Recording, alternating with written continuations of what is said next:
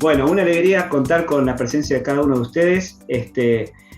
Vamos a compartir esta conversación, este conversatorio, este webinar, y elegimos un panel así numeroso a propósito para que esto sea más bien, es una presentación del libro, de este libro que tenemos varios de nosotros acá en formato papel, Vidas mediáticas entre lo masivo y lo individual, del profe maestro José Luis Fernández, que está acá hoy con nosotros. Una alegría tenerte, José Luis, aquí en la Facultad de Comunicación de la Austral, en la Escuela de Posgrado en Comunicación.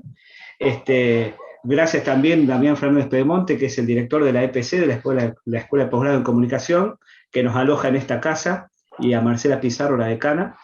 Y además, bueno, también está en el panel, lo venimos leyendo a José Luis, seguramente muchos de los que están acá lo venimos leyendo hace tiempo, en otros libros, que también ya lo venimos incorporando a nuestras bibliografías y demás.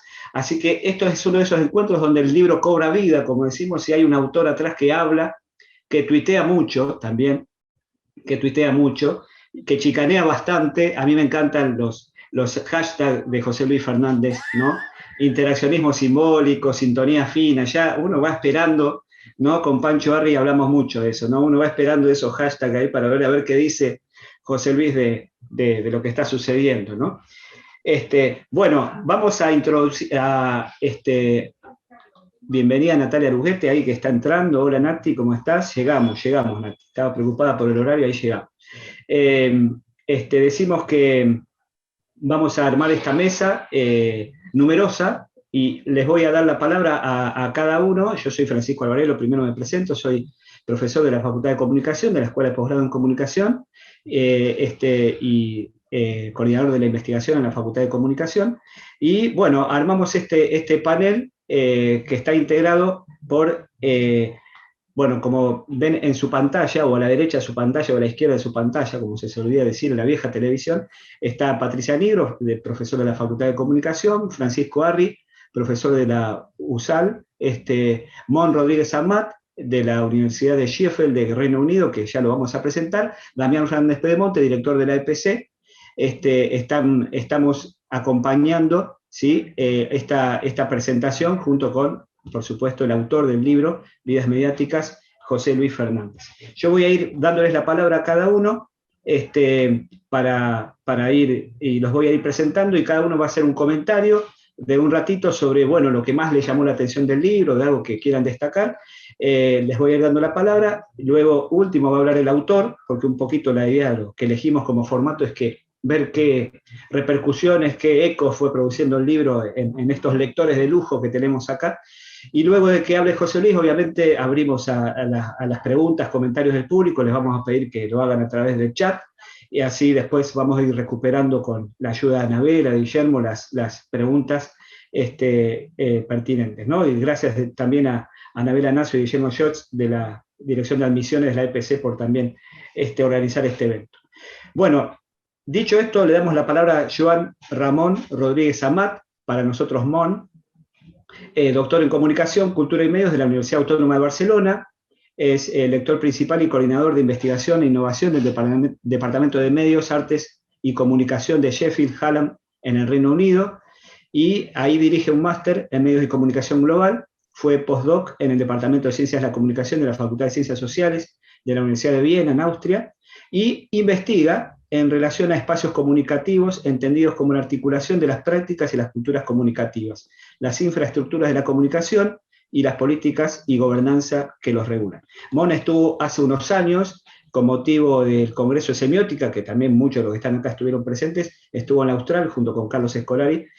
Nos fuimos a comer unas milanesas por ahí, nos acordamos de esa foto con Patricia, que estuvimos juntos. No pudo venir acá a comer milanesas, pero lo tenemos ahí a Mon conectado. Así que adelante, Mon, gracias por estar y te escuchamos. Hola, gracias mil y por la memoria aquí soltada de las milanesas. Fue un viaje fabuloso de comidas, las fotos de mí, o sea, las fotos de yo comiendo se han hecho ya virales en el circuito y solo me da ganas de volver. Lo haremos en algún momento. Así que gracias, Francisco, por la invitación, por permitirme estar aquí. Es un placer y una maravilla. Y hacerlo con esta mesa de gente que van a explicar cosas importantes. Esto me hace sentir... Esto ¿cómo se dice? Me hace sentir mucho más humilde y voy a intentar agarrarme con las uñas y los dientes a la idea del conversatorio para animar a José Luis Fernández a devolverlas, a agitarlas, porque también se ha hecho un poquito histórico los espacios de acuerdo y de desacuerdo en los que investigamos y en los que nos encontramos. Y esto para mí es un placer poderlo leer ahora y devolvérsela un poquito. Voy a ser, en realidad voy a ser bueno. El libro es muy bueno. Y quisiera empezar con una cita en catalán de un poeta de Barcelona de los años 50 que se llama Joan Vinyoli. Y decía así, el mar és ple, però jo em passo dies omplint-lo de mirada. En castellano es, el mar está lleno, pero yo me paso los días llenándolo de mirada. Y me parece que esto es una forma también de decir el efecto que produce leer este libro. Está lleno, pero uno se pasa el día como llenándolo todavía más de mirada, de posibilidades, porque en el libro el intersticio se convierte en uno de los protagonistas. Es el intersticio en el que aparecen los espacios para pensar más, para buscar más, para desarrollar áreas de pensamiento y ideas que se pueden germinar desde los espacios estos que abre el libro, y los abre desde una sensación de plenitud, de lleno, de está todo. La sensación que tienes cuando lees el libro es que no hay espacios para levantar la ceja y poner el ojo crítico y pensando, mira, se ha olvidado esto, y ¡pum! No, está en la página siguiente, está en el siguiente párrafo, y además está de una forma yo creo que muy elegante y muy amable, porque lo que hace es construir constantemente espacios de conexión y formas de conexión, formas de diálogo que se están llenando. Por ejemplo, mientras lo dice todo y va a todas partes, porque es un libro extenso que abre territorios de investigación, y es un libro sin complejos porque se lanza a la multidisciplinaridad sin problemas. Es decir, de repente te saca todas las herramientas propias de la sociología, y a la siguiente te viene con los análisis semióticos, y en el siguiente te viene con perspectivas culturales, simbólicas, y esto enriquece el libro y sigue llenando este espacio central, y por eso da un poquito la sensación de que es no solo poliédrico, sino que además es un libro enciclopédico. Enciclopédico porque define, no se olvida estira las definiciones de tal forma que se convierta en un espacio de diálogo entre las distintas miradas sobre un mismo territorio, sobre un mismo tema, pero las abre y las conecta. Y es un libro erudito porque de vez en cuando estás leyendo y te hace una digresión que te devuelve a cualquier lugar remoto de los clásicos y te los conecta con aspectos absolutamente contemporáneos, absolutamente necesarios y absolutamente relevantes, como las plataformas, como los diálogos, como la transmedialidad, como la circulación entre las distintas plataformas y las distintas interfaces. Y este gesto es un gesto que cuesta mucho de hacer bien, y en este sentido es un placer leerlo y navegarlo, porque te permite darte cuenta un poquito de esta idea de inclusión y de diálogo que genera con perspectivas que tradicionalmente no se encuentran en los mismos párrafos, que tradicionalmente no se encuentran en los mismos libros. Es decir, autores de aquí con autores de allí, autores a ambos lados del océano son abundantes, y además no paran de reaparecer y no paran de entrar en conexión. Yo creo que el libro lo que hace bien es esto, es juntar, construir espacios comunes para que se inspiren investigaciones que van más allá. Y en este sentido parece que no descarta nada, y que procesa, que acerca, que asimila, que comprende, en el sentido más juntador de la palabra comprender. No solo da una forma de entender, sino que lo lleva en un todo. Y uno de los recorridos que a mí me han llamado la atención por afinidad porque es un poquito mi área de crecimiento, es el recorrido que va desde la pregunta que se pone en relación con la materialidad de los dispositivos y cómo esto entra en diálogo y se enfrenta y busca y encuentra un espacio de desajuste con el intercambio discursivo mediático. Y en este espacio saca a Raymond Williams, saca los cultural studies de los ingleses y se desenfunda y empieza a hablar de sus perspectivas materialistas de los medios de comunicación, que es una de las aportaciones que tiene, para después enfrentarlos a las perspectivas de la mediatización en las que se demuestra su simplicidad a la hora de entender el código, a la hora de entender todo el proceso de codificación y decodificación, siguiendo el trabajo de Gastón Cingolani. Pero en este juego de explorar este espacio intersticial entre lo material y el intercambio discursivo, da con las nociones de movilidad y con las nociones de espacios comunicativos y de espacios urbanos. Y con todo esto lo hace juntándolo con uno de los conceptos que a mí me parecen más fértiles y más oportunos en los momentos que estamos en el mundo de las plataformas, que es la noción de circulación. Y la noción de circulación en términos veronianos es una oportunidad preciosa porque libera y a la vez permite, ¿no? Es como si te permitiera explicar cosas que desde otras perspectivas son mucho más complicadas de explicar, y por lo tanto utiliza la noción de circulación, y de ahí se pone a explorar no solo las experiencias en las redes y las experiencias en las plataformas, sino fuera de ellas, en lo urbano, y cómo esto se extiende desde las plataformas digitales a lo material de las calles, lo material de los conciertos, lo material de los espacios musicales. Y lo hace explorando y mencionando aspectos de la geolocalización de datos, de los datos geolocalizados y las geografías, etc. Pero lo interesante es que este es un recorrido narrativo que de alguna forma está presente a lo largo del libro, porque 200 páginas después aparece otra vez el concepto con una inspiración, con una oferta. Y lo hace hablando de, otra vez, ofreciendo, buscando oportunidades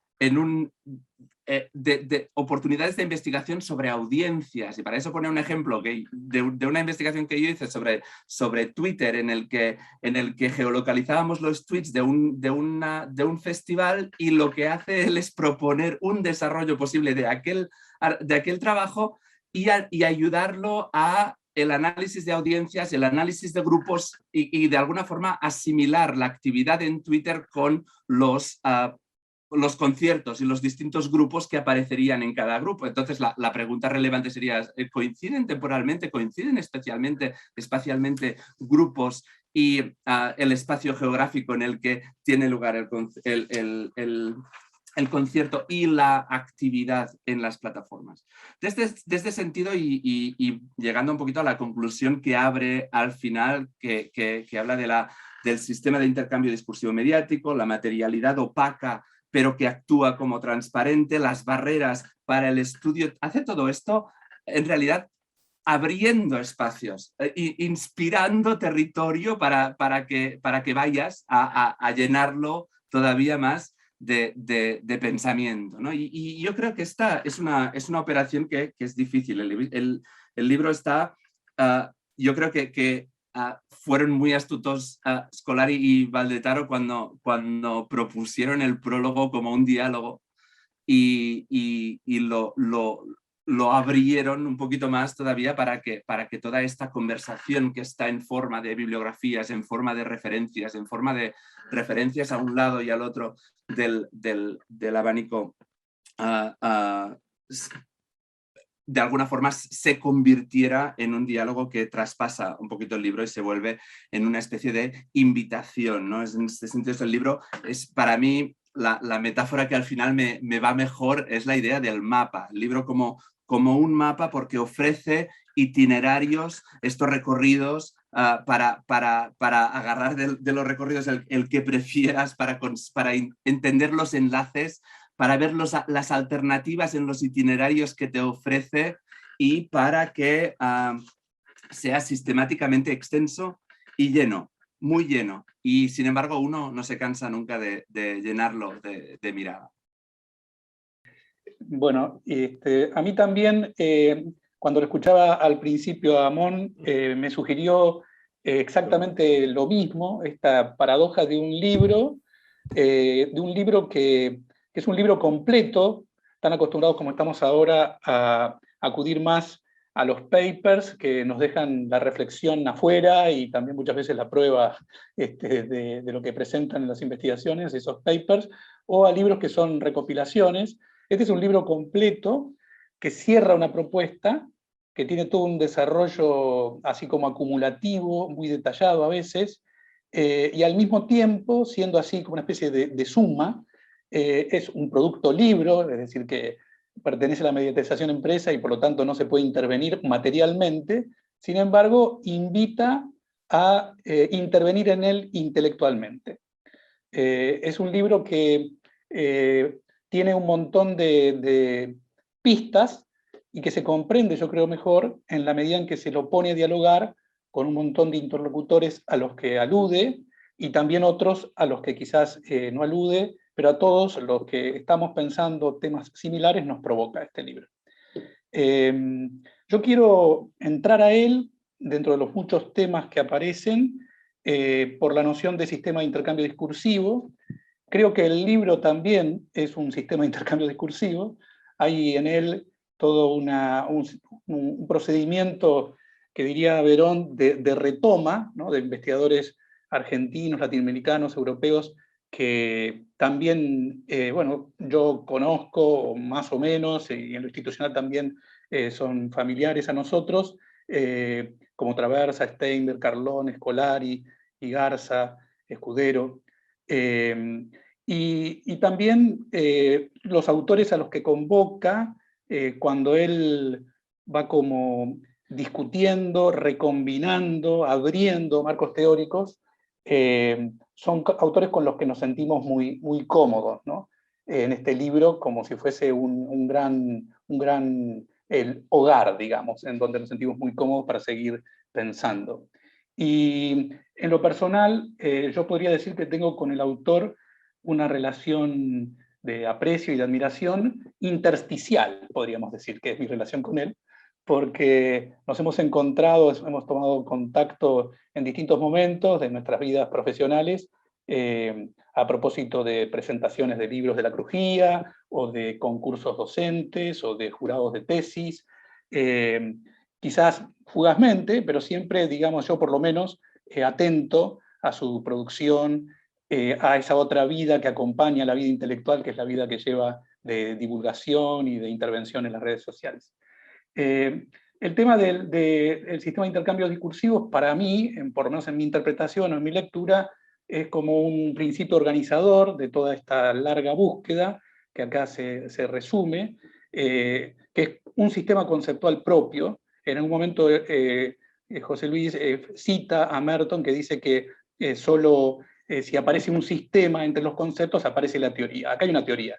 Hay una teoría de José Luis Fernández que crea teoría, que agrega teoría, y está, digamos, articulada en mi lectura por esta noción del sistema de intercambio discursivo, que es la noción que de alguna manera organiza esta teoría, delimita el objeto de estudio, le da vida a esos objetos de estudio, propone un método para abordarlos. La idea de las vidas mediáticas se puede entender de dos maneras, creo, ¿no? Se puede entender porque los usuarios habitamos en esos medios, narramos nuestras vidas en los medios, vivimos vidas mediáticas, pero también porque esos medios tienen vida, ¿no?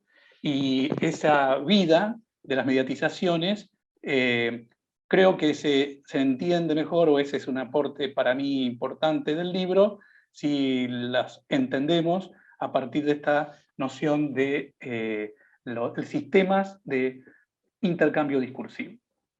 Quizás entra esto por la brecha que le deja Verón. Creo que como muchos de nosotros es un lector de Verón en hueco. Chartier decía que digamos, el origen del protestantismo, en ese momento de la historia del libro, muchos lectores prácticamente el único libro que se leía exhaustivamente, que era la Biblia, la leían en hueco, porque metían, digamos, en los lugares en blanco otras interpretaciones, nuevas interpretaciones más audaces, digamos, ¿no? Y yo creo que todos leemos, y José Luis lo hace, en hueco a Verón, para adentrarse a las mediatizaciones complejas de lo digital y de las plataformas mediáticas, a partir del punto en donde Verón no llegó, digamos, como Moisés alcanzó a ver la tierra prometida, pero no avanzó sobre ella, y un punto a través del cual, digamos, se mete en estas mediatizaciones complejas, creo que es el de la circulación, que Verón planteaba que había que estudiar como la diferencia entre la producción y el reconocimiento, pero no planteaba un lugar para el estudio de la interacción en sí, ¿no? José Luis Fernández propone pasar de la lógica del contrato de lectura a la lógica de las interfaces, que agrega la interfaz misma agrega un espacio de producción de sentido, y es interesante ver cómo delimita un lugar de intercambio. El nivel de análisis propuesto es el nivel micro, para ir desde ahí a lo macro. De alguna manera hace una teoría, pero que rehuye de las grandes teorías, y también en su repaso de las mediatizaciones y su concepto de las mediatizaciones, rehuye de la historia de larga duración de la comunicación humana del último Verón, digamos, no la larga duración del Sapiens, sino la corta duración, es lo que nos permite ver también cómo se han ido produciendo los pasajes, por ejemplo, un ejemplo concreto que pone, de lo gráfico del mundo de los medios masivos al mundo de las plataformas. Creo que José Luis tiene una ventaja por el hecho de venir de la preocupación por las mediatizaciones del sonido, que le permite escapar un poco de la excesiva dependencia de las teorías lingüísticas dentro de su perspectiva semiótica, ¿no? Y este nivel micro y centrarse en los sistemas de intercambio discursivo también le permite ver tanto lo intersticial como lo mainstream, ¿no? Esto me hace recordar algunas otras ideas que se están desarrollando en los estudios, los media studies en Estados Unidos. Por ejemplo, un texto de Webster que se llama The Marketplace of Attention, dicen que en el contexto de Internet reapareció el hit, cuya muerte se había decretado, por ejemplo, la teoría del long tail, digamos que desaparecía el mainstream, reapareció, pero en forma de juxtaposición de ratings, ¿no? Que hace que uno tenga una oferta infinita, pero al mismo tiempo resulte que todos nos encontramos viendo la serie sobre Luis Miguel a la misma hora el domingo por la tarde, ¿no? Entonces, esta idea de que lo mainstream y lo intersticial conviven en este mundo de mediatizaciones complejas, se puede ver en este nivel micro, ¿no? También hay una interesantísima para mí delimitación, deslinde de conceptos, ¿no? ¿Qué sería exactamente la mediatización? Este sistema de intercambios discursivos con soporte tecnológico, qué rol cumple en él el mismo dispositivo, ¿no? José Luis propone en este sistema conceptual que hay que abordar estas mediatizaciones en tres niveles, en tres series, ¿no? Que son la técnica de la materialidad, del sentido, la de los géneros y estilos, que se vincula con una cultura, y la de los usos sociales, que se han ido como habituando los usuarios en una sociedad a reconocer esos usos, ¿no? Y aquí también vuelve la idea del dispositivo, no solamente como técnica, sino como algo que produce o que altera una semiosis. Ayer yo estaba dando una conferencia para un público insospechado para mí, porque era público deportivo, era sobre comunicación deportiva, y entonces para explicar esto yo les puse el ejemplo del VAR, ¿no? El VAR es un dispositivo porque es una técnica que altera una semiosis, incluso internamente, ¿no? Lo que es un partido de fútbol. Y también propone dentro de las mediatizaciones, de los ecosistemas, esta idea que ya había aparecido en otros textos de él, de que hay como 3 ecosistemas mediáticos fundamentalmente, que son el broadcasting, el networking de las redes sociales, que le agregan al broadcasting el hecho de que el consumo viene acompañado de la solicitud de una acción por parte del usuario, y el post-broadcasting, que sería lo propio de nuestra época, donde los contenidos o los sentidos circulan desde los medios digitales a los masivos y vuelta.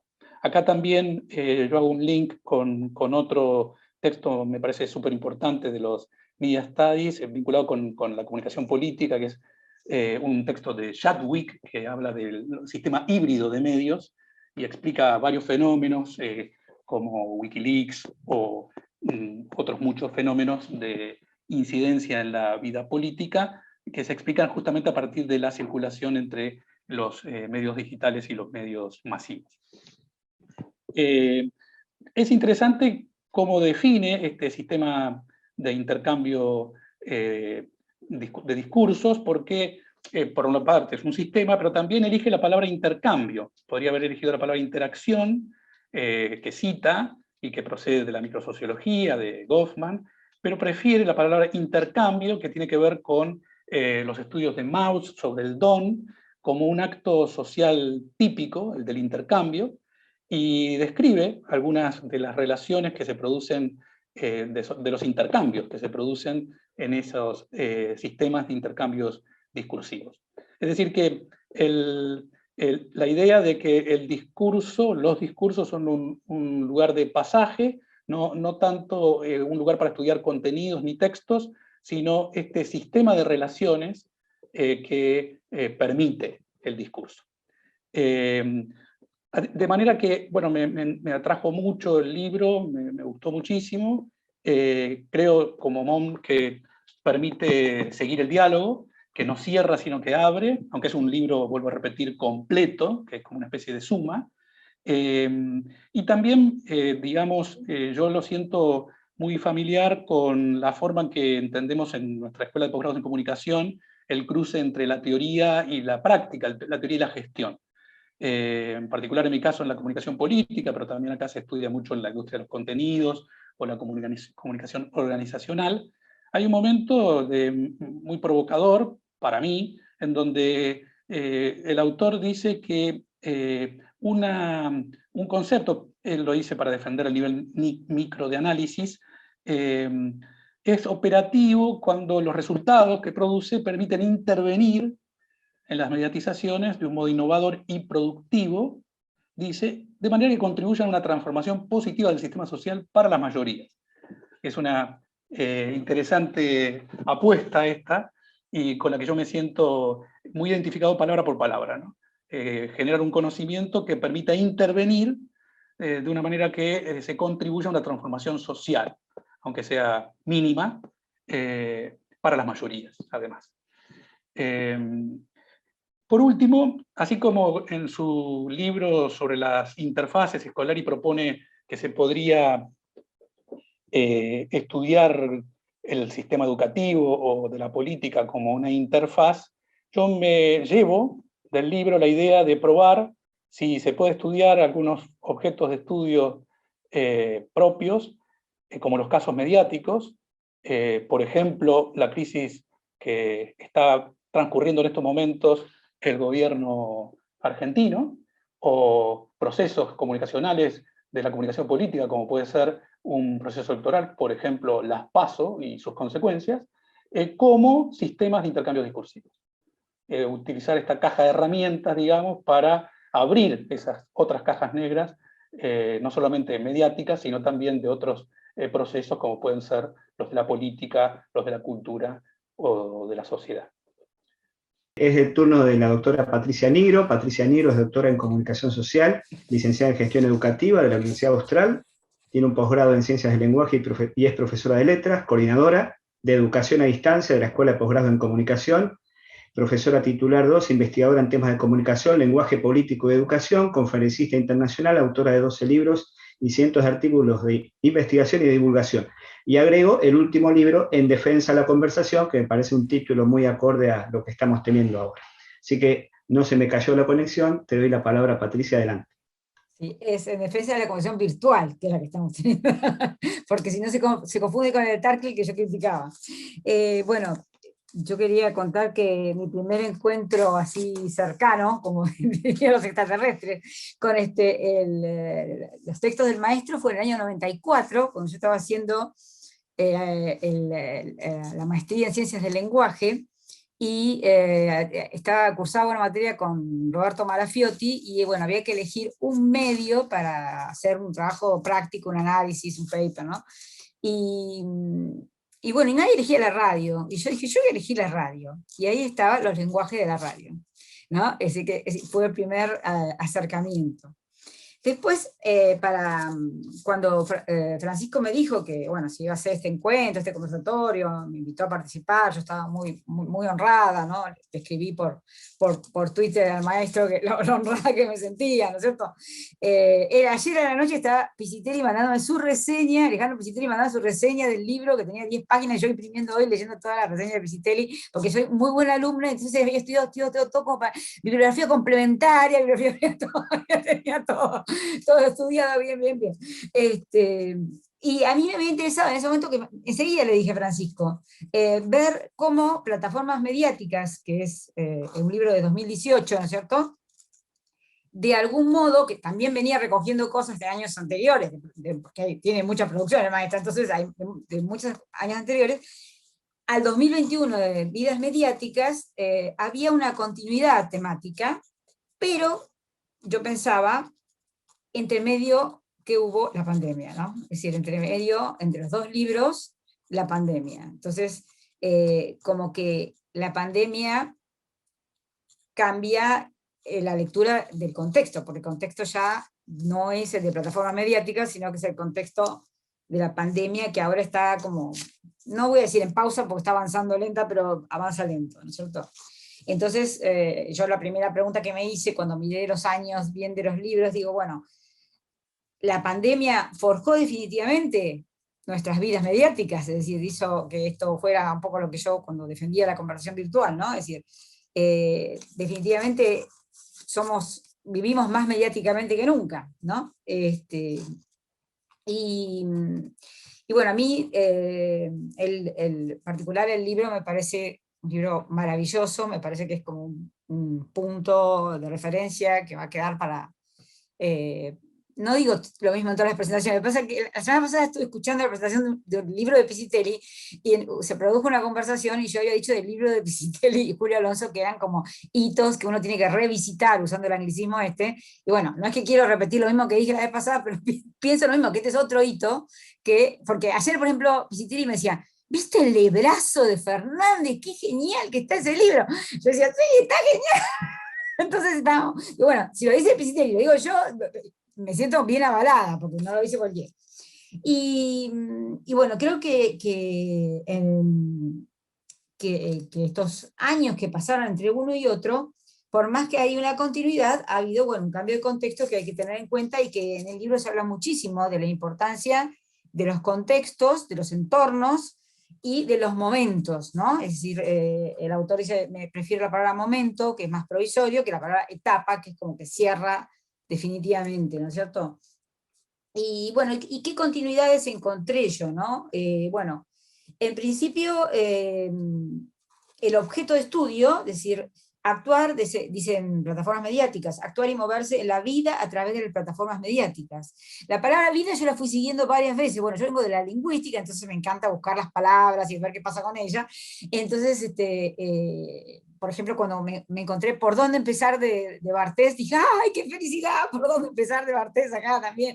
O sea, me generaba enseguida ecos de textos que son muy placenteros. Y aparece también la expresión vidas en red, en el libro de 2018, y en este aparece también vidas en plataformas, es decir, vuelve a aparecer, y los conceptos de broadcasting, networking y post-broadcasting, que estaban ya en el libro de 2013, sobre el post-broadcasting en el tema del lenguaje y la música, ¿no es cierto? Entonces, estos conceptos, ¿no? De decir, el post-broadcasting como el mainstream, lo masivo, el networking como la participación más del individuo, y el post-broadcasting como otro cambio que hace con las palabras, me parece que no es gratuito para nada, que dice no hablar de nuevo y viejo, sino de nuevo y previo, ¿no? Es decir, a mí me encantó también muchísimo el concepto de semi-historia, ¿no? Porque es decir, conocer el contexto, el recorrido histórico, ¿no? De dónde viene, ¿no? Y eso se ata mucho con la ecología de los medios también, ¿no? De escolares, es decir, bueno, ¿de dónde viene? Lo diacrónico, diríamos, ¿no es cierto? Si, cuando habla de, propone un método de estudio, bueno, el contexto histórico, si de dónde viene, la semihistoria, el contexto actual, que sería, para usar términos auxilianos, lo sincrónico, y luego el análisis discursivo, ¿no es cierto? El análisis discursivo son los momentos, porque el libro es tantas cosas, ¿no? Es tantas cosas, Piscitelli dice en un momento, es un libro mosaico, ¿no? Es decir, es un libro que tiene tantas cosas, y a mí me llamó mucho la atención el uso de la palabra hojaldre en el libro, que que es de un libro anterior, previo también, que se llama El hojaldre de lo temporal, de lo temporal, de lo radiofónico, un libro del año 2003, o sea que el concepto de hojaldre no era nuevo, sino que ya hace un tiempo que estaba en la cabeza del maestro dando vueltas, pero estoy nombrando 2003, el año 94, el primer contacto que tuve yo con su obra, después el año 2013, 2018, 2021, y uno siente que este es un camino de pensamiento, y Damián recién hablaba de teoría, o como digo, le voy a decir de ahora en más, Amón, le voy a decir Juan Ramón, ya sabe, con Juan Ramón dijo, es una construcción de teoría que no surge de una intuición, sino que es de muchísimo trabajo, no solo trabajo de investigación, sino trabajo de pensamiento, ¿no? De pensamiento. Porque por ahí lo que interactuamos con el maestro en Twitter, bueno, sabemos que la chispa que tiene, la gracia para hacer las cosas, a veces te larga una idea re compleja con una simplicidad que te divierte, ¿no? Pero en el fondo te está dando vuelta a la cabeza. Entonces, esto está, va como, es una semilla que va creciendo, ¿no? Y una plantita, un árbol, bueno, se va creciendo hasta convertirse en este libro que es extraordinario y maravillosamente completo, ¿no? Es decir, completo y complejo, pero complejo y asible, ¿no? Como invita a la relectura, invita al pensar, no es inasible, no se te escapa de las manos, es decir, lo podés sostener. Incluso después de todas las... bueno, voy a decir antes otra cosa porque si no me voy a confundir. En el libro anterior, lo acaba de decir también Damián, pero voy a reformularlo, había propuesto estos niveles Fernández propone los niveles de lo micro, lo meso y lo macro, ¿no es cierto? Es decir, como una forma también de proceso de investigación, donde en espiral, dice el libro, en espiral se va analizando. Yo pensaba servir para analizar metodológicamente cualquier problema de las ciencias sociales también, o sea, no solo las mediatizaciones, ¿no? Es decir, lo micro, lo meso, lo macro, y después, Piscitelli dice en círculo, el maestro dice en espiral, uno vuelve, y eso es lo que tiene el libro, vuelve, pero el último capítulo, que es muy a mí me causa gracia porque son las conclusiones, pero las conclusiones dice, la verdad que este capítulo también se podía leer al principio, entonces uno podía leer al principio porque ahí está todo ordenadito, o sea, todo lo que había sido un gran tejido extraordinario, y que, como dijo muy bien también Damián, yo iba anotando lo que hablaban. Hablar después que otro es bueno porque uno anota lo que lo dijeron los otros oradores, ¿no?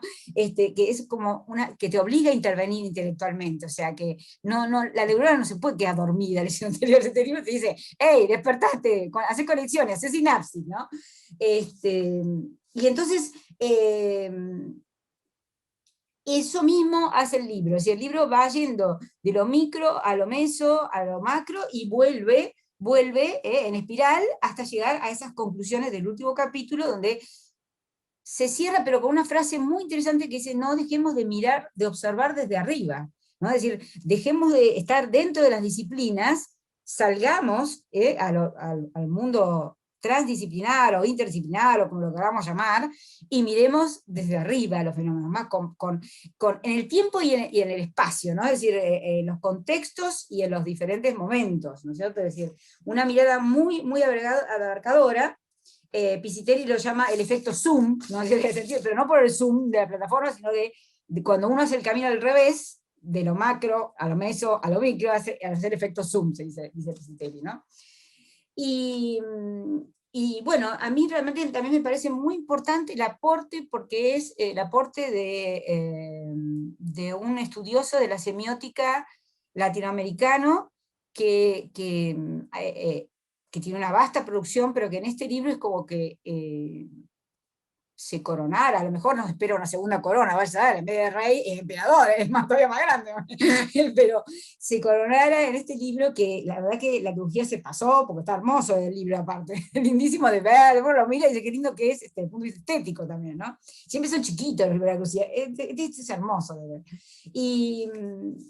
Y realmente todo este camino, el libro lleva como a un punto del camino donde como que mirando desde atrás, desde arriba, se observa todo esto y se dice, bueno, mira todas las herramientas que hay. Hay una preocupación permanente por lo metodológico, pero eso está en todos los trabajos de Fernández, ¿no? Es decir, la preocupación por lo metodológico, cómo estudiar esto, es decir, cómo acercarnos al objeto de estudio, las distintas maneras de ver el objeto de estudio. Eso es algo que está en todos los textos, ¿no es cierto? Y también ahí se ve lo de maestro, en el sentido que nos aconseja, ¿no? Dice, bueno, mira, esto se podría hacer de esta manera, o de otra manera, o las distintas miradas, ¿no es cierto?, que podemos tener.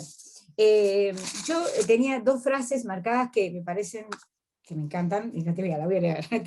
Una es de la página 194, cuando termina el capítulo 5, pocas veces en el libro el autor como que nos interpela directamente, pero acá lo que me gustó fue esto, ¿no? Que directamente nos interpela, dice, termina el capítulo 5, la parte 5, diciendo, no dejaremos de narrar, pero no dejemos de mirar al conjunto de la vida cultural como un juego de fronteras entre mosaicos.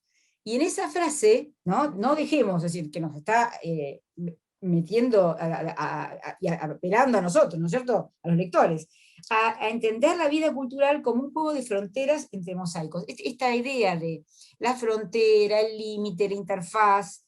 Yo hice bastante análisis de campo semántico, como buena lingüista, esa parte me encanta. Entonces, bueno, por ambiente, entorno, paisaje, iba buscando las líneas de campo semántico que me encantaba, sobre vida, encontré un montón de cosas. Podría llegar a ser un libro sobre el libro, porque toda la parte de análisis lingüístico me encanta. Y la idea del mosaico, ¿no?, que tiene que ver también con la idea del hojaldre, o las capas. El hojaldre surge en un libro que habla sobre lo radiofónico, como las distintas secuencias de lo musical, 40 secuencias. Bueno, acá serían las distintas capas de análisis, las distintos modos de observar. Y al final, en cómo se cierra, dice, bueno, aparece Genot, que es otro de mis autores. Iba encontrando autores, porque hay autores del paradigma latinoamericano, pero también hay del paradigma europeo, hay de Estados Unidos, hay todas las lecturas posibles y de todos, todos son explicados con una claridad absoluta, ¿no? Yo sentía que más lo leía, mejor lo entendía, o sea, que avanzaba yo intelectualmente, o sea, me mejoraba el cerebro, digamos, ¿no? O sea, una especie de remedio contra el Alzheimer, una cosa así, ¿no? Porque me mejoraba el cerebro, porque digo, más lo leo, mejor lo entiendo. Tengo que seguir leyendo esto todos los días, tengo que leer un capítulo, para que me desafíe, ¿no es cierto? Y lo voy comprendiendo mejor. Y bueno, y cierra el libro diciendo, si el objetivo, como en Genot, es la comprensión total de los sistemas, es un tanto paradojal proponer como centrales conceptos como los de intersticialidad y los de frontera. Es de esperar que se haya demostrado que el modo de resolver la paradoja no pasa por defender alguna disciplina o por buscar respuesta en otra que observe el panorama desde más arriba. Las apuestas han sido las propuestas de sostén de la complejidad fenoménica de la mediatización como guía, y dar para esa complejidad un lugar articulador al estudio de los sistemas de intercambio discursivo, que es el objeto de estudio del libro Vidas Mediáticas, ¿no es cierto? Si ello genera nuevas discusiones no simplificadoras, se habrá alcanzado el objetivo para aportar a la intervención y la totalidad a partir de sus detalles. Bueno, yo creo que el objetivo está súper alcanzado, y el tema de la paradoja, que digo una cosa más que me parece interesante respecto al estilo de escritura del profesor Fernández, cuando, por ejemplo, cuando habla de un momento de Lévi-Strauss, de pensar que todo es individual y sistémico a la vez, es una perogrullada, pero pensar que todo es individual y todo es sistémico es también algo absurdo. Entonces, hay momentos donde hay como el lector siente como un guiño de, vamos, sonría un poco, que también acá en las ciencias sociales la gente se ríe, ¿no es cierto? Y eso no hace que el libro invite tanto a la lectura, ¿no? Yo cuando hablaba, Juan Ramón hablaba al principio, se sonreía todo el tiempo Juan Ramón, ¿no? Y eso, digo, qué bueno que tenga ese entusiasmo, porque yo también tengo ese entusiasmo. Igual hoy le contaba a la decana que me sentía que iba a dar un examen hoy, ¿no? Que a esta edad, sentir que iba a dar examen es como rejuvenecerme, porque ya a esta altura ya no soy de dar examen, pero la verdad es que ese entusiasmo te genera, ¿no? Y la verdad que para mí fue un honor y un placer estar en este panel. Después, bueno, escucharlo a Damián siempre es un placer, porque es una máquina de conocimiento compartido, ¿no es cierto? Porque comparte todas las cosas que sabe, y bueno, por suerte me tocó escucharlo, entonces ya venía diciendo, bueno, ahora ya lo importante ya lo dijeron, ahora yo puedo completar con mis visiones y mis lecturas. Pero bueno, quería agradecerle al maestro por este libro, y a todos los que están escuchando, si no lo leyeron, ya, vayan, hago la venta ahora, maestro, vayan a leer este libro, que es un placer de intelectual y de aprendizaje y de abordaje, y que, bueno, queda mucho por delante. Yo tenía una pregunta que por ahí la puedo hacer ahora, Francis, no sé si ahora, la dejo para después. Porque yo pensaba, si este libro se puede leer como un pico, como una suma, como una enciclopedia, y ha dicho Mona en algún momento, bueno, ¿y después qué viene? ¿Y después qué? Es decir, ¿qué viene después? Esa sería un poco la pregunta. Gracias a todos. Gracias, Patricia. Bueno, es el turno de Francisco Hernando Arli, doctor en Comunicación Social de la Universidad Austral, máster en Comunicación y Educación de la Universidad Autónoma de Barcelona, profesor y licenciado en Periodismo de la Universidad de El Salvador, donde dirige el área de educación y se desempeña como profesor titular e investigador.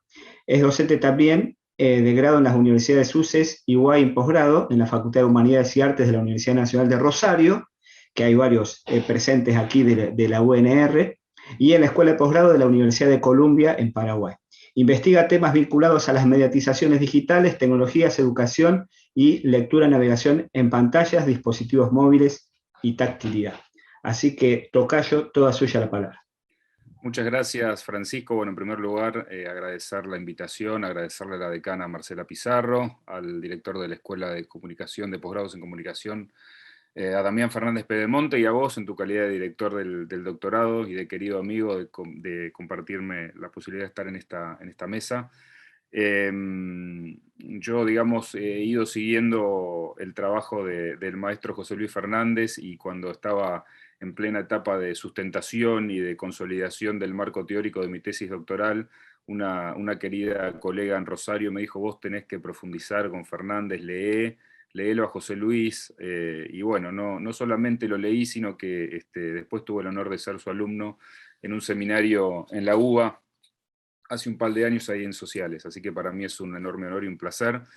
Y yo quería referirme un poco a lo que quienes estuvieron hablando antes que mí, un poco lo mostraron, ¿no?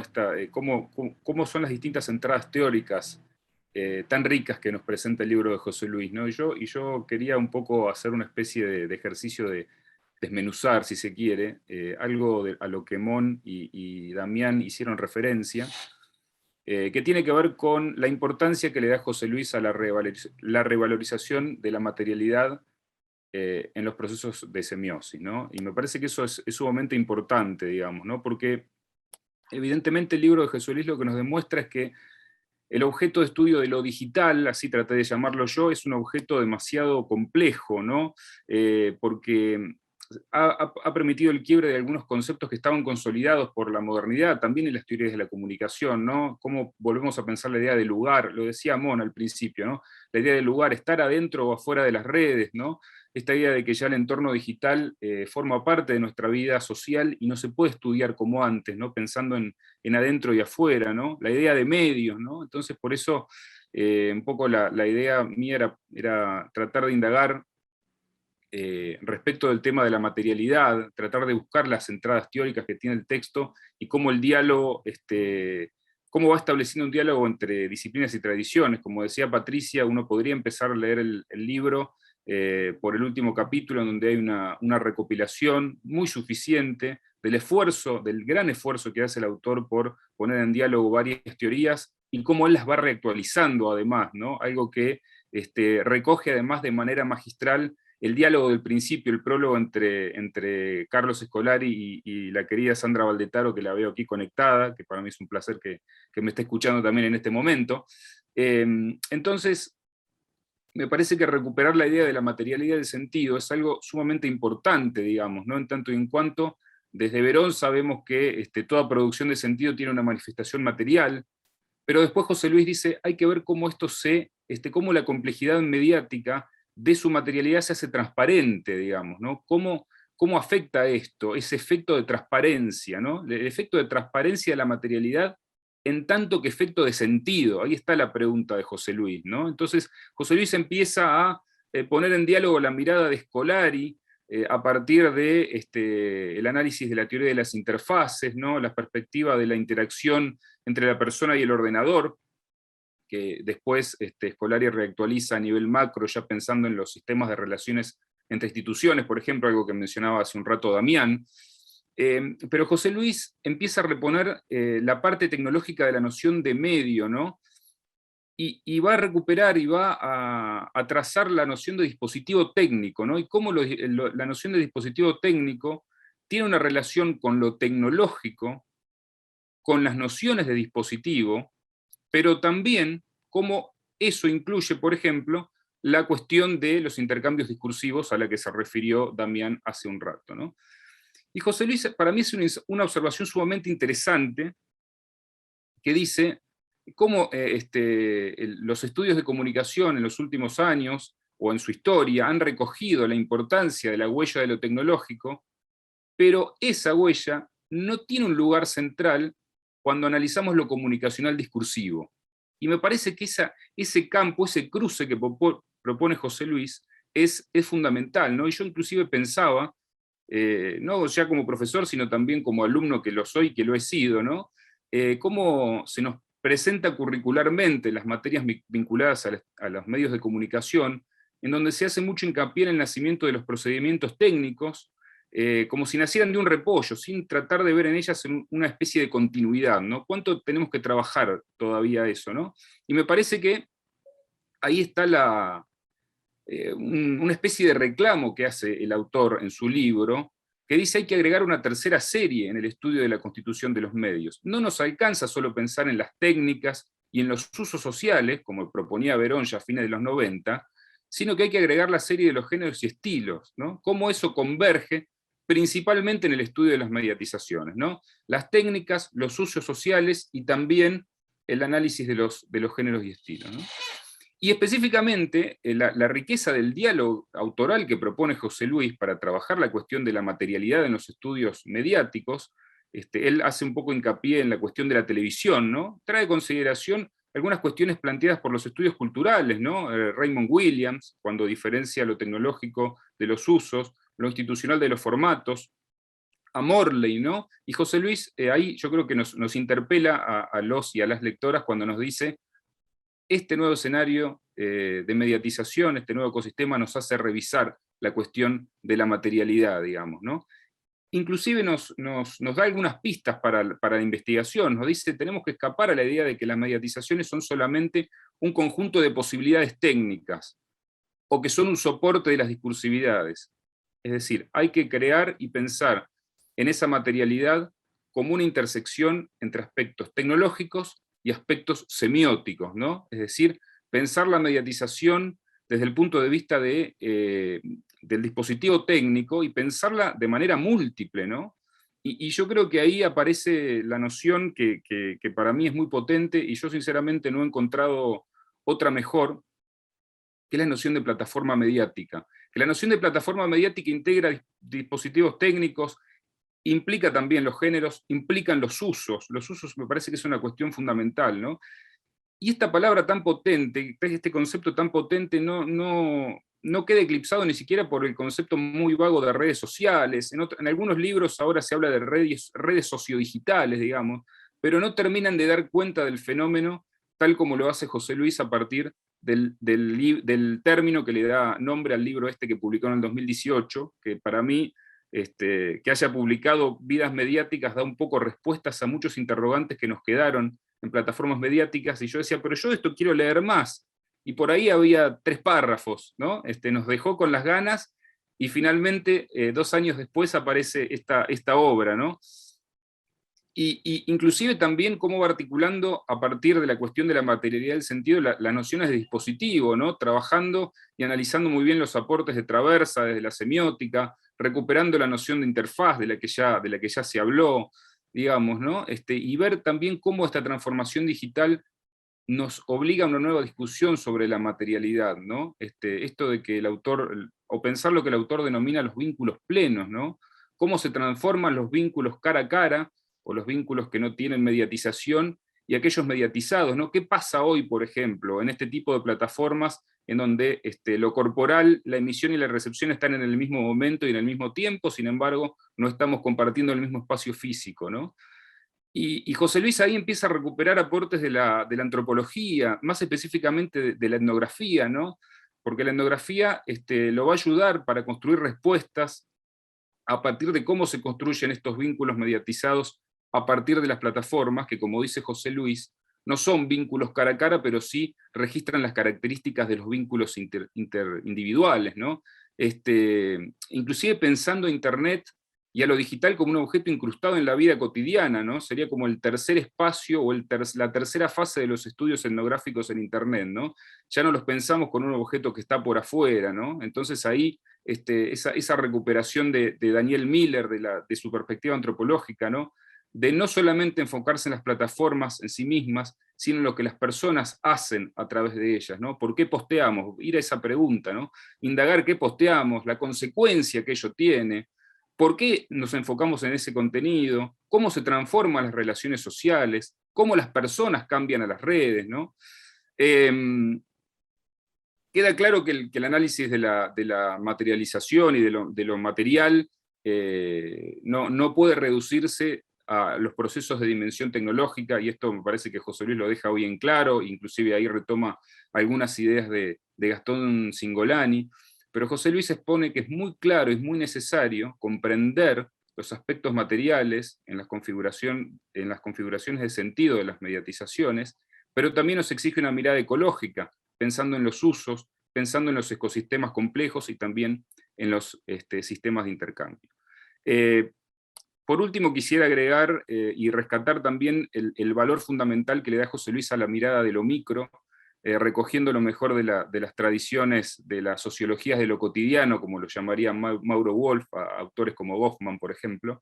Y bueno, uno se quedaría pensando y espera siempre, por ejemplo, qué es lo que podría decirnos José Luis de cómo se convulsiona la política argentina cuando un audio de WhatsApp destinado en principio a ser transmitido de manera networking 1 a 1, toma estado público y cómo el sistema mediático, el broadcasting lo va transformando y cómo se produce ahí un nuevo proceso de asignación de sentido. La recomendación para todos y todas los que no han tomado contacto con el libro es que lo lean urgentemente, van a encontrar respuestas, van a encontrar más preguntas y van a encontrar múltiples miradas y múltiples maneras de poder hacer dialogar los distintos campos disciplinares de la comunicación en un texto que es muy sólido, que recoge y nos deja textos para seguir leyendo, que abre la puerta a otros textos y a otras preguntas, así que para mí ha sido un honor, y bueno, felicitar a José Luis por esta obra que realmente es muy valiosa, es muy vasta, es compleja, y merece ser leída por todos aquellos que tenemos intenciones de investigación y de conocimiento en estos campos. Muchas gracias. Muchas gracias, Francisco. Bueno, y es momento de escuchar al autor, precisamente. José Luis Fernández es doctor en ciencias. Voy a leer el resumen de su hoja de vida desde el libro, precisamente, lo quiero mostrar acá materialmente, la materialidad del sentido de la que venimos hablando. Es doctor en Ciencias Sociales por la Universidad de Buenos Aires, obtuvo el premio a la producción científica y tecnológica UBA en el año 1994, profesor regular plenario de Semiótica de las Mediatizaciones en la Facultad de Ciencias Sociales de la UBA, y ha dictado conferencias, seminarios de posgrado en diversas universidades de Argentina, México, Brasil, España, Uruguay y Ecuador. Dirige investigaciones para la Secretaría de Ciencia Técnica de la UBA y para la Universidad de 3 de Febrero, y es investigador externo del Centro de Investigación en Mediatizaciones en la Universidad Nacional de Rosario. Como se ha mencionado acá, ha publicado muchos libros y artículos, entre otros, Plataformas mediáticas, elementos de análisis y diseño de nuevas experiencias, también en la crujía. Así que, José Luis, podés comentar, responder o lo que vos creas conveniente como autor de este libro. Bueno, en primer lugar, agradezco a las autoridades y a ustedes que armaron el espacio y aceptaron intervenir de un modo para mí tan productivo y hasta emotivo, diría. Voy a tratar de ser breve porque hay mucha gente, además mucha gente conocida que respeto, que tal vez quiere intervenir, entonces voy a tratar de no extenderme. Agradezco mucho las lecturas y me impresiona que hayan recorrido diversos tópicos que para mí están en el núcleo de mis preocupaciones y de mi trabajo, digamos, de lo que hago habitualmente. Una cosa que me encantó de las 4 intervenciones, que ocupó en lugar la noción de intervención, como uno de los objetivos de este libro es articularse con otros y articular investigaciones propias con otras, con las que convivimos y que a veces no nos podemos cruzar. Y además esta preocupación por lo político, voy a tratar de darle un párrafo, supongo que no se me considera demasiado politizado, porque no tengo un modo, como un modelo ideológico político de cómo articular la investigación académica con la práctica y la gestión política. Pero siempre que en mis equipos, ¿viste? Cuando decimos ¿para qué trabajamos? Yo trabajo para el pueblo, digamos, no trabajo para la academia. Y lo que pasa es que para llegar al pueblo el trabajo académico necesita diversas interfaces, y esas interfaces que están en un momento crítico en nuestra vida en general y en nuestra vida nacional en particular, tienen dificultades para procesar cierto modo de trabajar lo académico. Estoy de acuerdo con lo que dijeron y me encanta que se acentúe eso junto con el tema de la intervención, que intervenir no es intervenir directamente sobre la gestión ni sobre una investigación, sino también sobre las condiciones de producción de gestiones y de investigaciones y de otras intervenciones. Es verdad que yo considero que es nuclear, es el único gesto que para mí tiene un toque de soberbia, como yo, vieron que ahora uno se autopercibe y vamos descubriendo que la autopercepción es errada.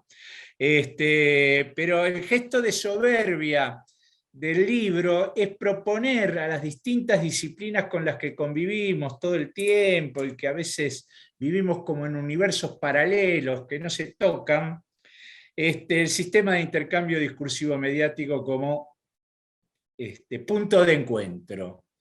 O sea, para mí, la noción de sistema de intercambio discursivo, que tiene muchas consecuencias, digamos, el tomarlo así, pero es difícil hacer una historia de los medios que nos permita entender las transformaciones culturales a partir de lo mediático o entender por qué generan poderío económico ciertas mediatizaciones o no, o por qué ciertos intercambios discursivos que parece que ciertas mediatizaciones que vinieron para quedarse o que van a morir, mueren fuera de previsión o sobreviven fuera del control académico, empresario, político y hasta policial.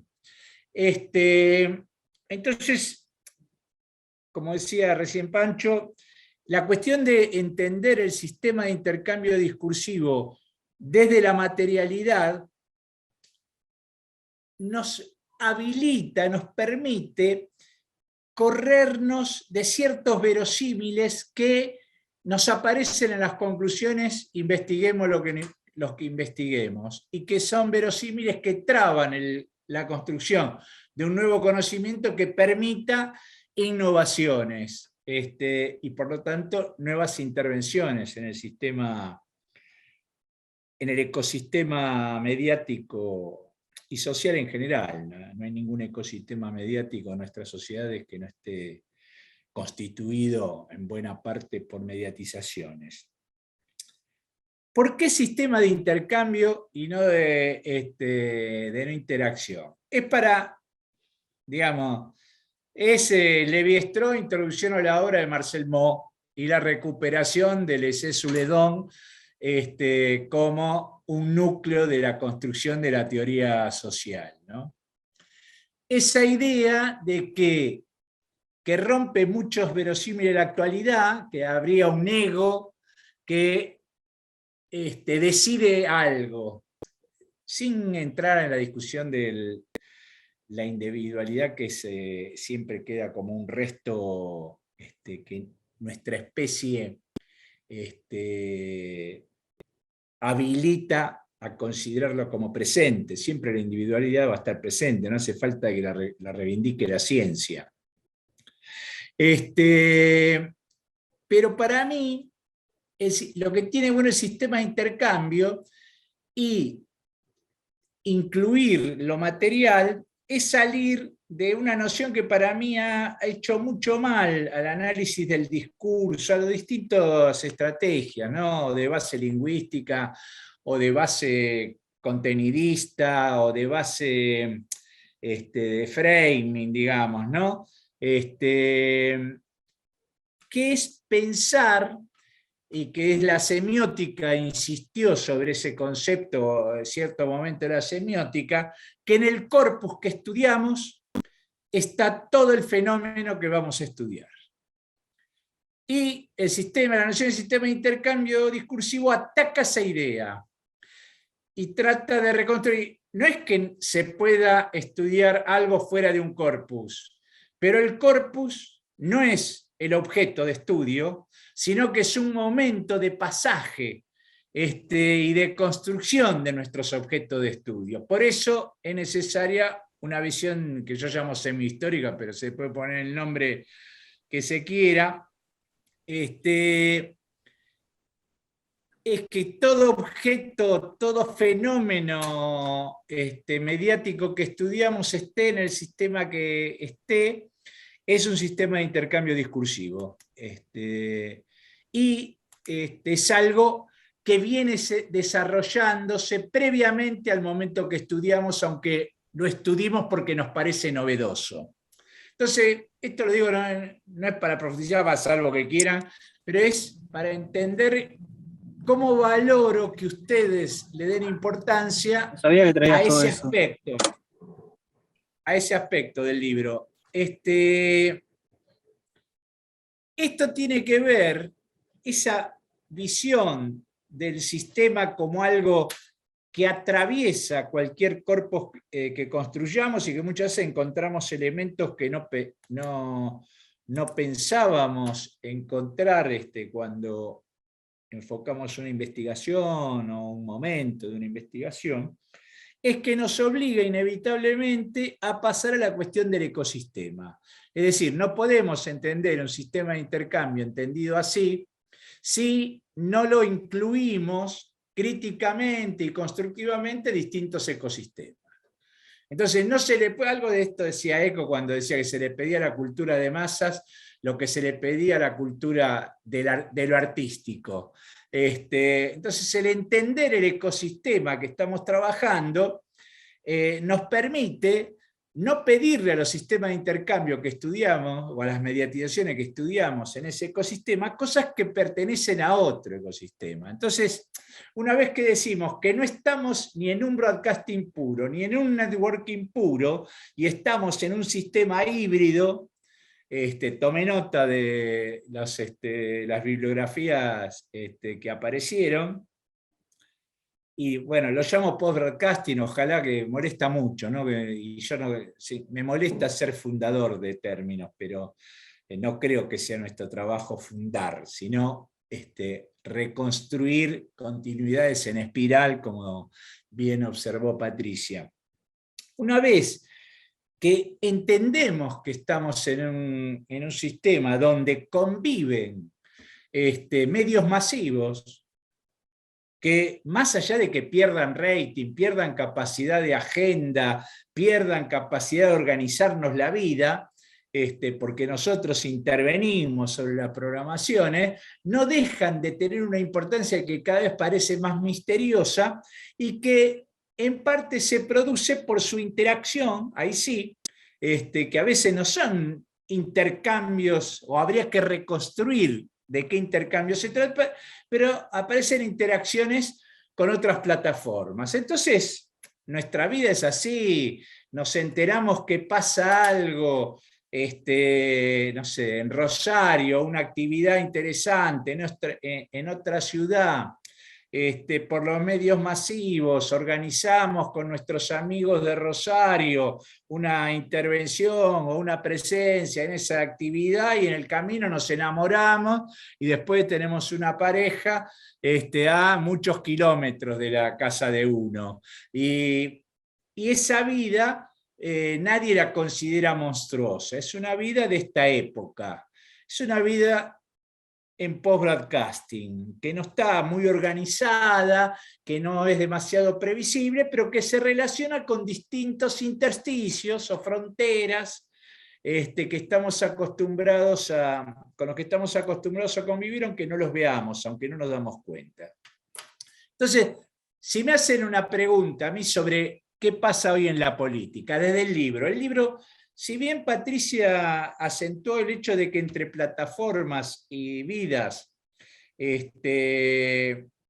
estaba la presencia de la pandemia, yo trato que cuando trato de un tema de actualidad no esté recortado por la sociedad, digamos.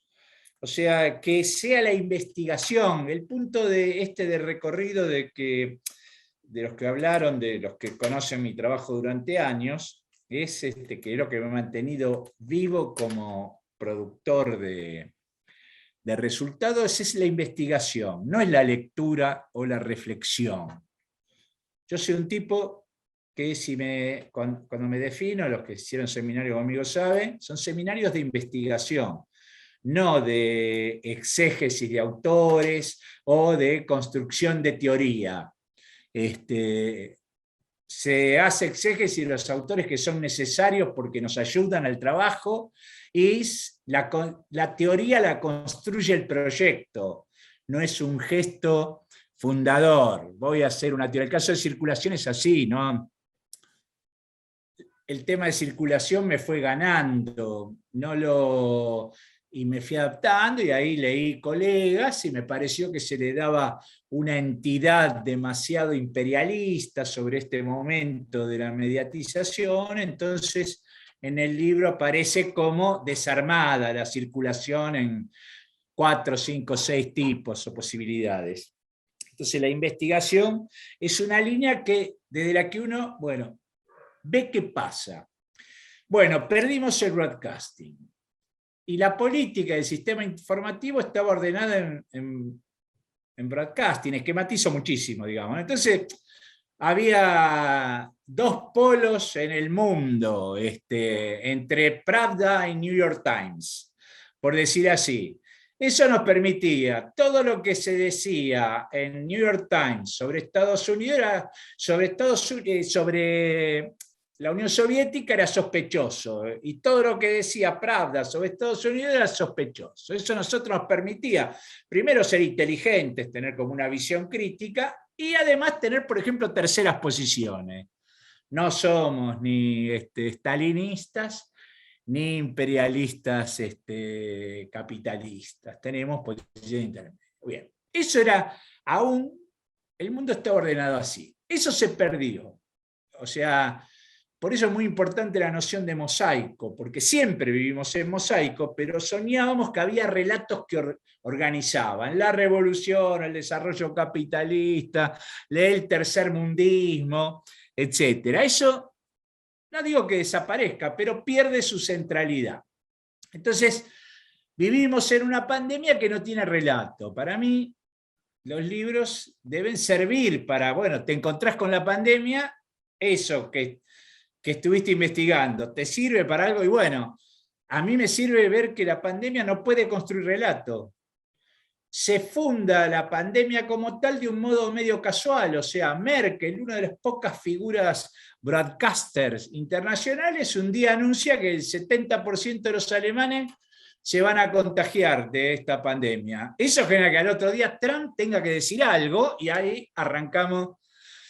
Tuvimos una pandemia que todavía no podemos saber si es una cepa, 10 cepas, una vacuna, 4 vacunas, 2 dosis, 3 dosis. ¿Se entiende?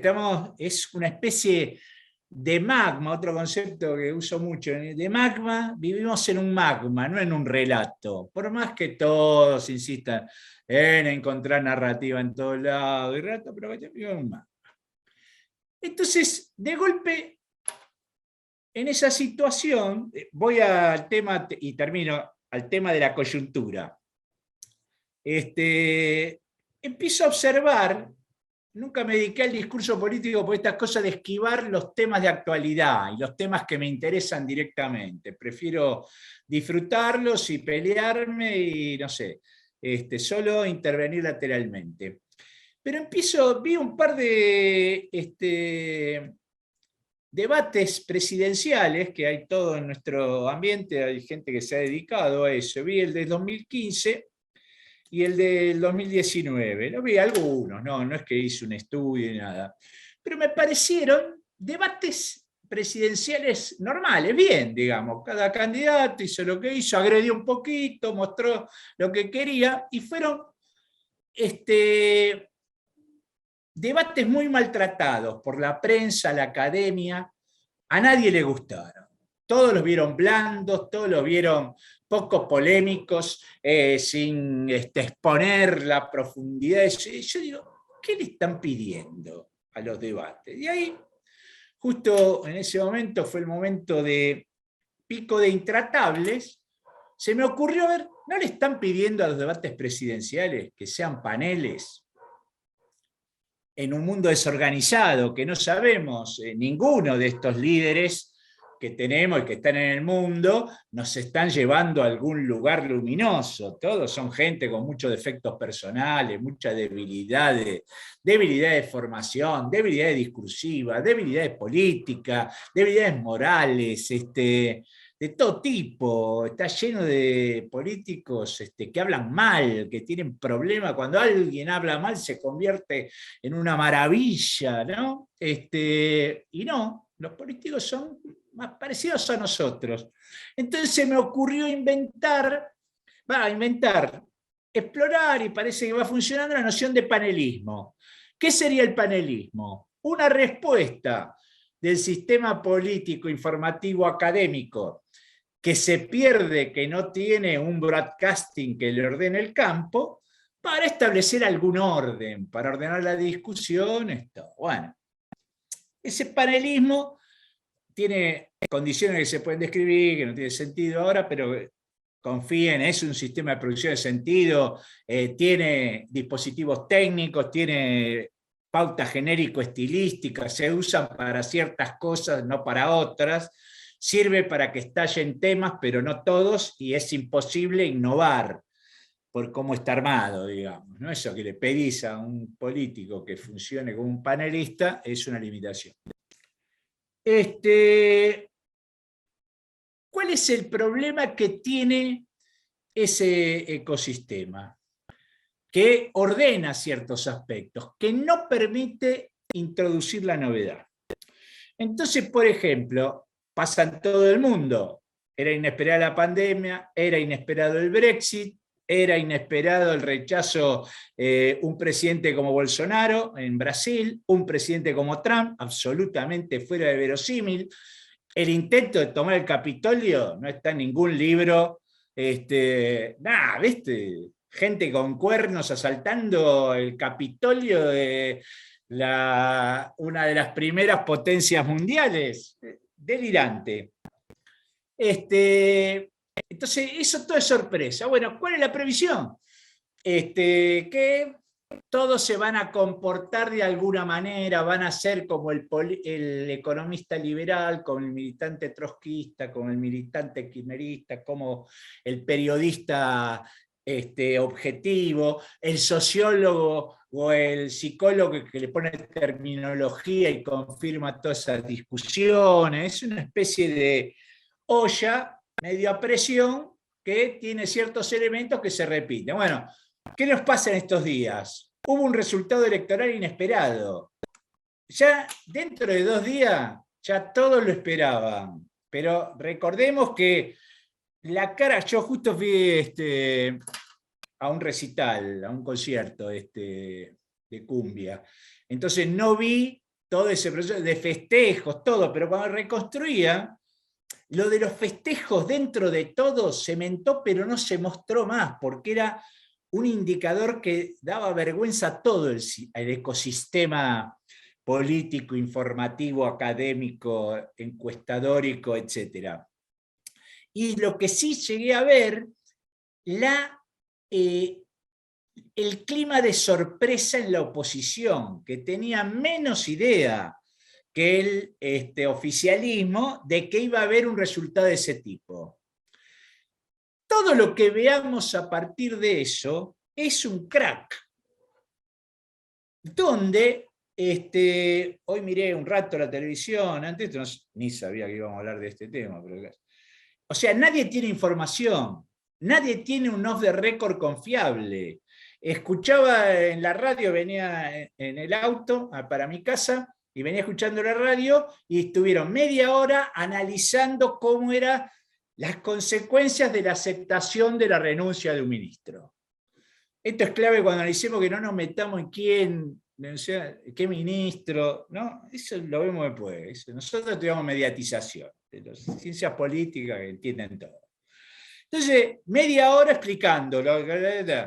Entonces van al móvil. ¿Hay alguna noticia en Casa de Gobierno? Sí, una noticia sorprendente, que se desmintió que existiera la renuncia. O sea, ni idea. ¿Estamos bien? Bien.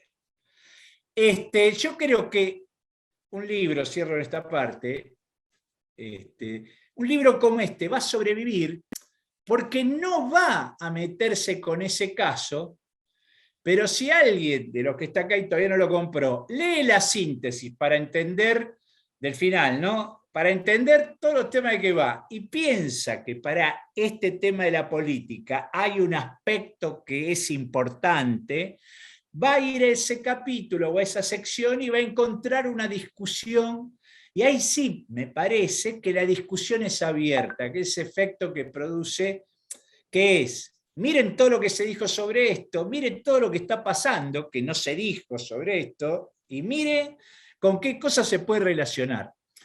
Y me parece que ese es el modo que, si alguno de todas esas personas que son dueños de canales, de plataformas, no quiero decir universidades porque estamos hablando de una universidad, pero que tienen partidos políticos, que tienen agrupaciones,